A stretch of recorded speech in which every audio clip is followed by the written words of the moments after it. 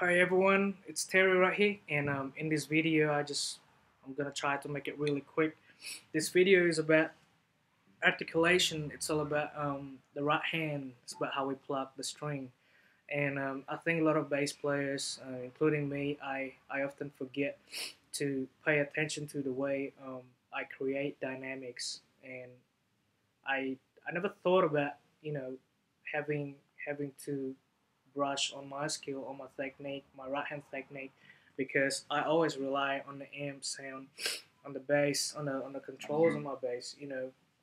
Sometimes if I want to play a bit softer, I have to turn down the volume on my bass, but not necessarily compensate with my technique. So I always have the same um, kind of playing, the same pressure on my right hand, and just rely on the volume control. And recently I took the challenge to um, really work on the right hand, really work on it, and I ended up pretty much. This is my bass, right? Everyone knows my bass. It's got this is the bass boost and bass and treble boost, and this is the volume knob. This is the pickup selector, the pan, and this bad boy right here. It's meant to be the volume knob, but I took it off. It's done there, and the reason of that is because I wanna know how do I approach dynamics in the most you know um, natural way, I guess. So basically having to adjust my right hand, having to learn how to play soft and hard, and really not having to touch the volume control for the rest of the night. So it works for me. It works because I really had to listen to the way I play, to the notes that I play, the sound that I produce, and it's pretty much like that, right? Not having to you know not having to really play with just my knowledge, but also you know trying to be musical. So basically having to think about my right hand, about the way I pluck the string, and with my right hand right here, this is my right hand. Um, I use the middle part of my finger, so the part that's got the bumpy part. Um, it's the same thing with playing with a plectrum with a pick. So think about it. A pick is really thin, and if you use that to pluck the string, it's gonna produce a thin sound. But what if you use something that's that's bigger, that's thicker? Um, you know, let's say the thumb,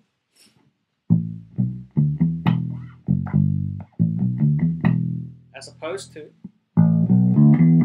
right.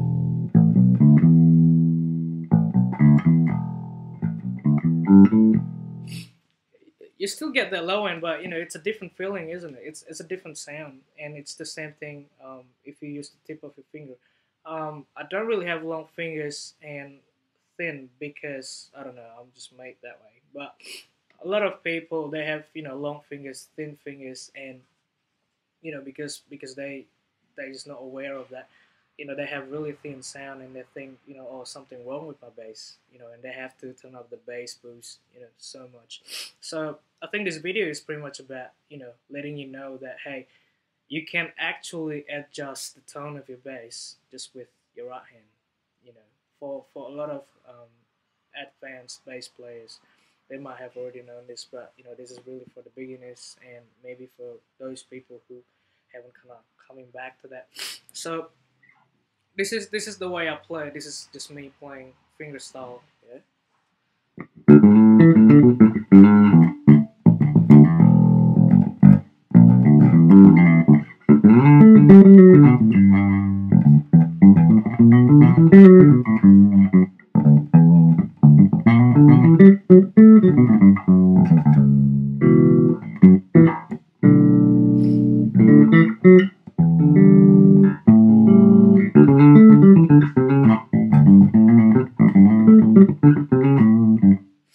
So if you can hear it, I always think about my articulation, my right hand, right? Whether I want to make that note, have a stronger attack or not. Whether I make that note just a tad bit, softer than the next note, right? So I can play something like,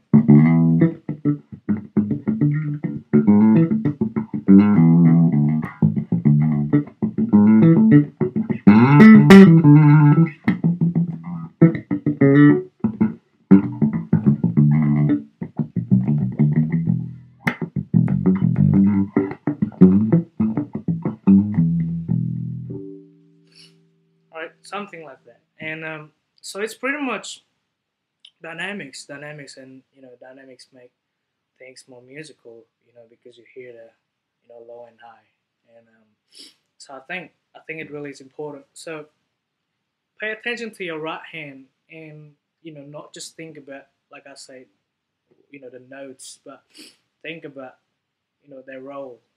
Some notes are meant to be played a lot harder, and some notes you just meant to play a lot softer as well.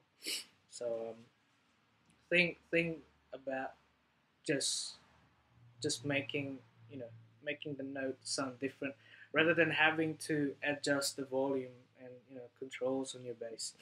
I think it really is important. I mean, if I want to play something like that sounds like Jacko, of course I can't just use my finger to change the tone from this sound to this sound. Right? It's impossible. It's impossible. I'm not saying that you can completely change the EQ, the character of your sound, of your bass to a different sound. But what I'm saying is that you can actually have a finger tone, a tone that comes from your finger, not just from your bass, and it will show when you play a different bass, and you can still sound like yourself. A friend of mine, a good friend of mine, recently just bought a really good bass, and he played his old bass for a while, and the moment he played his new bass, and I told him, I said, man, you still sound like yourself. I can still hear you, with that new bass, and he was really happy, because I think it was an important thing for him to have identity, to have people saying, yeah, I know that's Kyle. So it's the same thing. So I think this got a lot to do with what we call our own voice, our own sound. And our own sound is not just coming from the gear that we play, but it's about how we you know personalize the way we play. The way you play, it has to be unique. I mean, at this point, you might copy the way people play, but eventually you want to take all the influence, right, and then mix them all together, and give your own twist. So it really is important. So this video is about 6 minutes long right now, and I'm gonna cut out. So thanks a lot for watching. If you get to this point and not bored, if you have any question, please just send me a message and drop a comment. Thank you guys. Have a good day.